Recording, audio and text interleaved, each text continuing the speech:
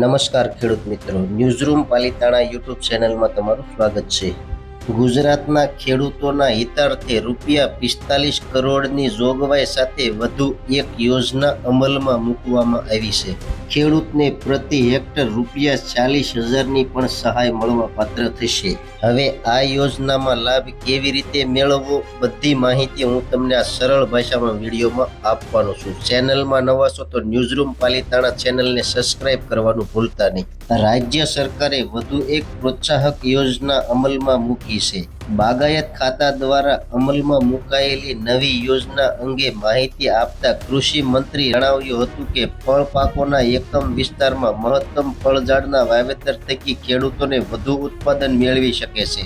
રાજ્યના ખેડૂતો crop diversification કરી આંબા અને જામફળ સહિતના ફળ પાકમાં ઘનિષ્ઠ ખેતી પદ્ધતિ તેમજ કેળ પાકમાં ટિશ્યુ કલ્ચર ટેકનોલોજી અપનાવી પોતાની આવકમાં વધારો કરી શકે છે. રાજ્યના ખેડૂતો બાગાયતી પાકોમાં ફળ પાકોનું ગુણવત્તાયુક્ત કલમો અને રોપાથી વાવેતર કરતા થાય છે. માટે જ રાજ્ય સરકારે વધુ એક પ્રોત્સાહક યોજના અમલમાં મૂકી છે. આ યોજના માટે રાજ્ય સરકાર દ્વારા ચાલુ વર્ષ બજેટમાં ₹4500 લાખ જેટલી માતબર રકમની ફાળવણી કરવામાં આવી છે. પ્લાન્ટિંગ મટીરીયલના ખર્ચના 50% અપાશે.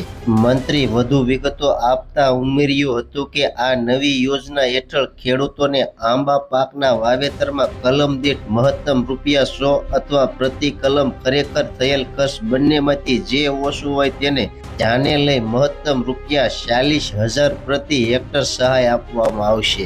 આ ઉપરાંત પ્રથમ વર્ષે આંતર પાકમાં અન્ય બાગાયતી પાકના પ્લાન્ટિંગ મટીરીયલના ખર્ચના 50% લેખે મહત્તમ ₹10,000 પ્રતિ હેક્ટર સહાય ખાતા દીઠ મહત્તમ 2 હેક્ટરની મર્યાદામાં આપવામાં આવશે. તેમણે ઉમેર્યું કે જામફળ પાકમાં કલમ કે ટીસ્યુ રોપા દીઠ મહત્તમ ₹80 અથવા પ્રતિ કલમ ટીસ્યુ રોપા દીઠ ખરેખર થયેલ ખર્ચ બંનેમાંથી જે ઓછું હોય તેને ધ્યાને લઈ મહત્તમ ₹44,000 પ્રતિ હેક્ટર સહાય આપવામાં આવશે.